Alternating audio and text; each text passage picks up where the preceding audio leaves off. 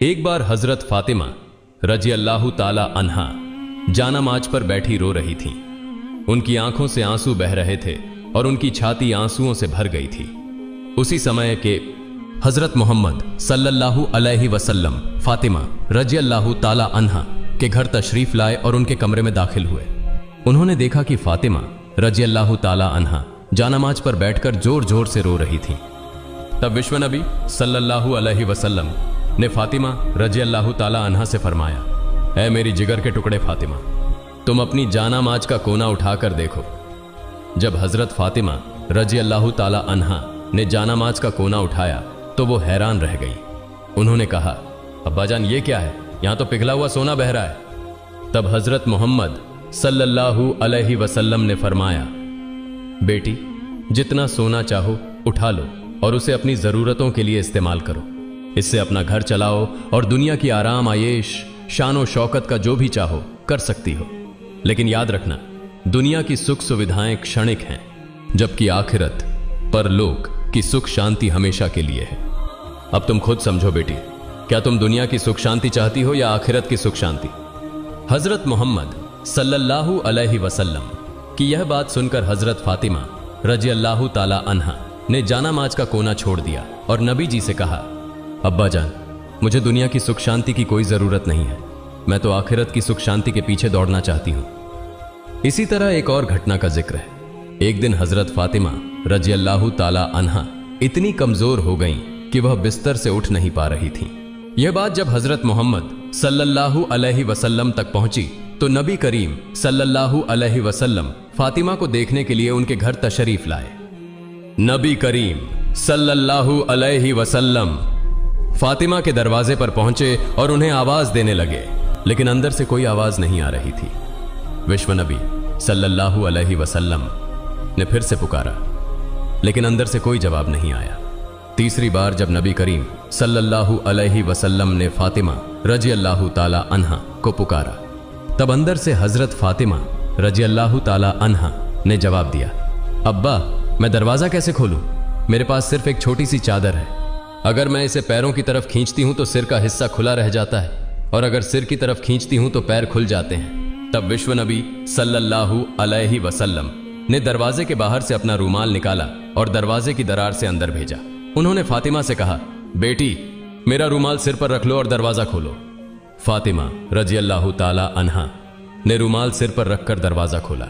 जब नबी करीम सल्लल्लाहु अलैहि वसल्लम अंदर गए तो देखा कि हजरत फातिमा का चेहरा मुरझाया हुआ था। नबी जी ने फातिमा से पूछा, बेटी तुम्हें क्या बीमारी हो गई है? हजरत फातिमा रजी अल्लाह ताला अन्हा ने जवाब दिया, अब्बा कई दिनों से भूखी हूं, भूख और सिरदर्द की वजह से मैं बहुत कमजोर हो गई हूं। यह सुनकर नबी करीम सल्लल्लाहु अलैहि वसल्लम ने कहा, बेटी मैं भी 3 दिनों से उपवास कर रहा हूं, हालांकि मैं अल्लाह के नजदीक तुमसे भी ज्यादा प्रिय हूं।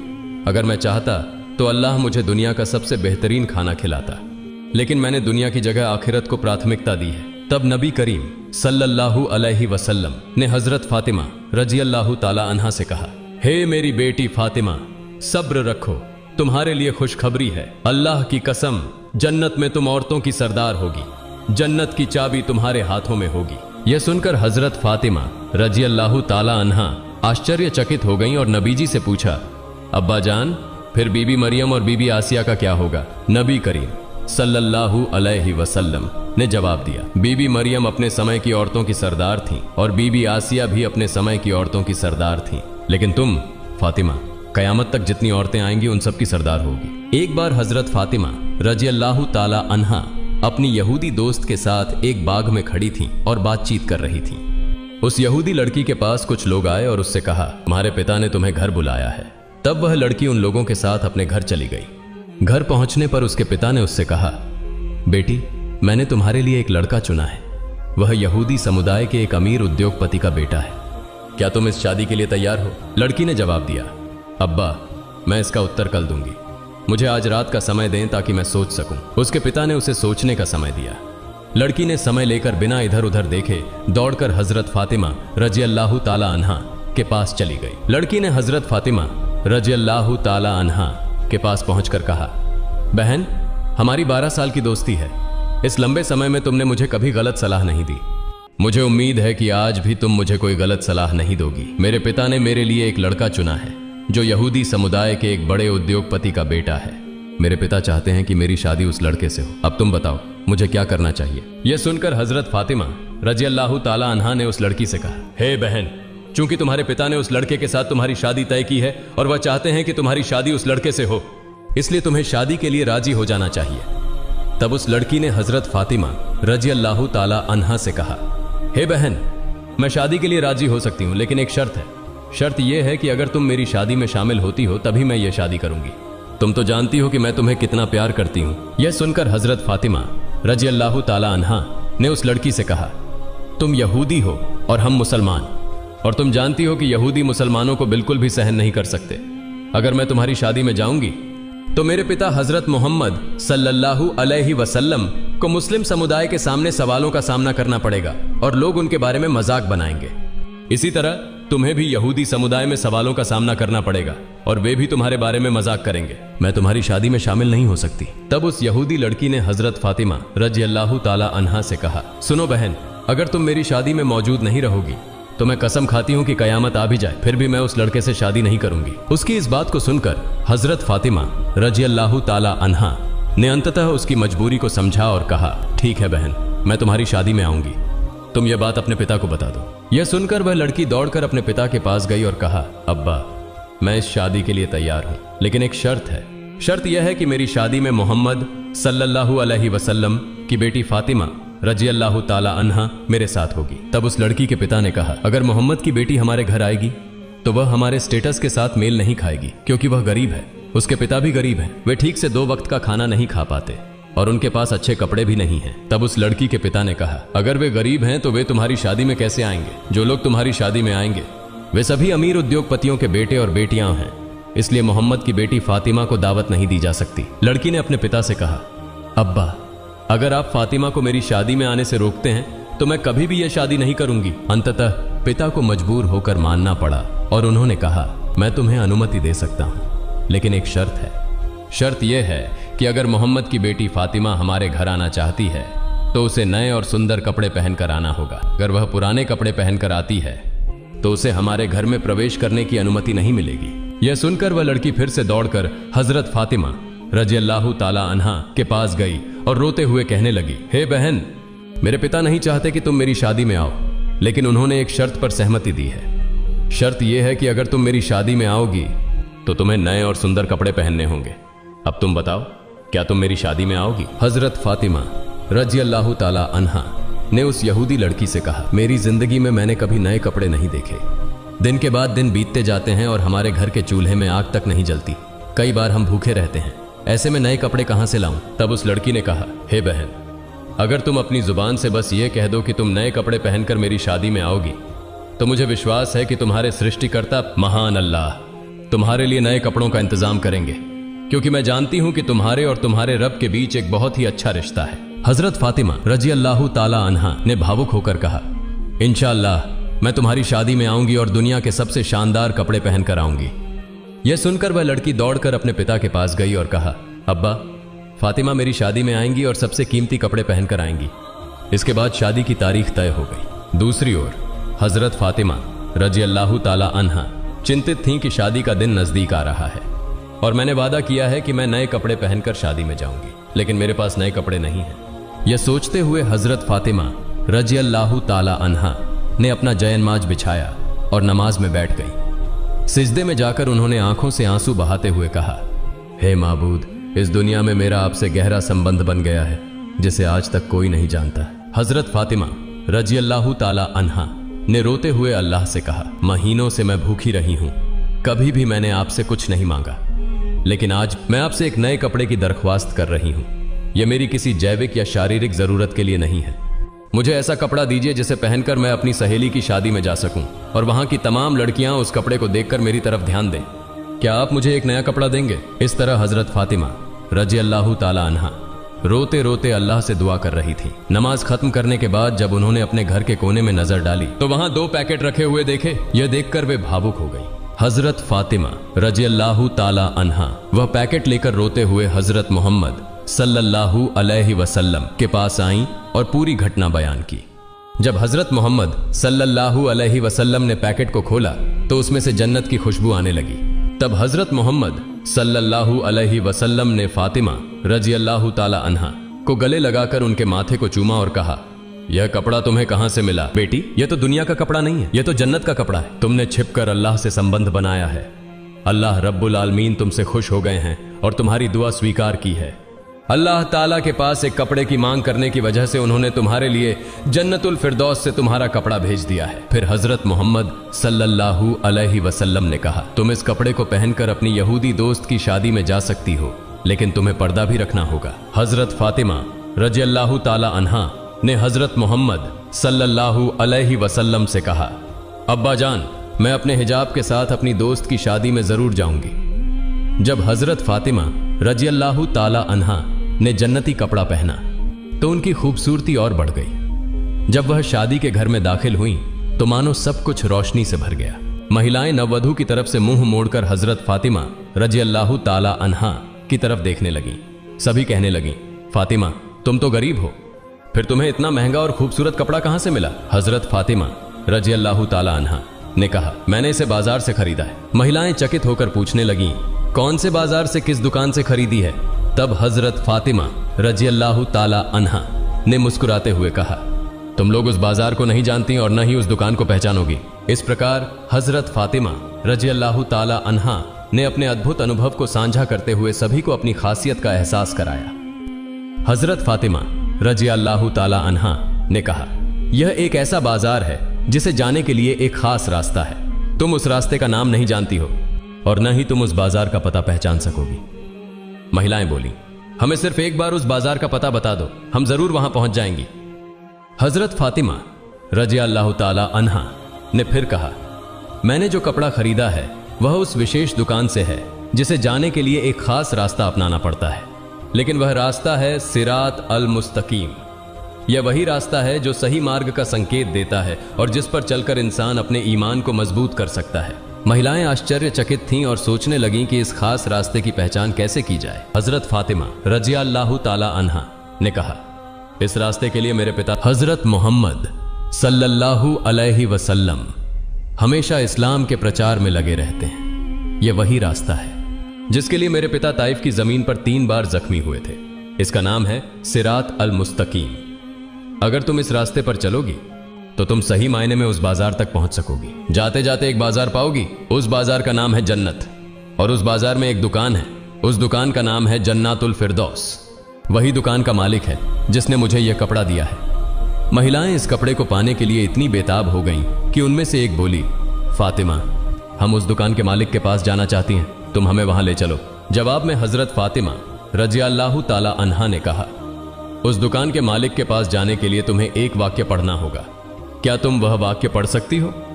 सभी महिलाएं एक साथ बोली, हाँ हम पढ़ेंगे, तुम हमें बताओ वह वाक्य क्या है। तब हजरत फातिमा रजी अल्लाह ताला अन्हा ने उन्हें बताया, वह वाक्य है, ला इलाहा इल्लल्लाहु मुहम्मदुर रसूलुल्लाह सल्लल्लाहु अलैहि वसल्लम। फिर वहां की सारी महिलाएं कलिमा पढ़कर मुसलमान हो गईं। सुभान अल्लाह, सुभान अल्लाह। एक बार उम्मे आयमान नाम की एक जैन महिला किसी काम के लिए हजरत फातिमा रजी अल्लाह ताला अन्हा के घर आती हैं।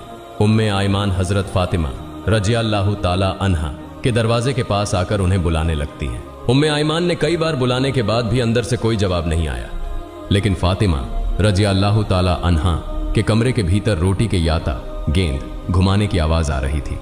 तब उम्मे आयमान ने हजरत फातिमा रजी अल्लाह ताला अन्हा के कमरे की खिड़की से अंदर झांकते हुए देखा कि फातिमा रजी अल्लाह ताला अन्हा सो रही हैं, लेकिन उनके कमरे में रोटी का याता अपने आप घूम रहा था और एक महिला कोने में बैठकर तस्बीह पढ़ रही थी और एक और महिला हजरत हुसैन रजी अल्लाह ताला अन्हु को दुलार रही थी। उम्मे आयमान इस दृश्य को देखकर हैरान रह गईं। फिर हजरत फातिमा रजी अल्लाह ताला अन्हा के घर से बाहर निकलकर सीधे नबियों के सरदार हजरत मोहम्मद सल्लल्लाहु अलैहि वसल्लम के दरबार में पहुंच गई। उम्मे आयमान ने विश्व नबी के सामने सारी घटना बता दी।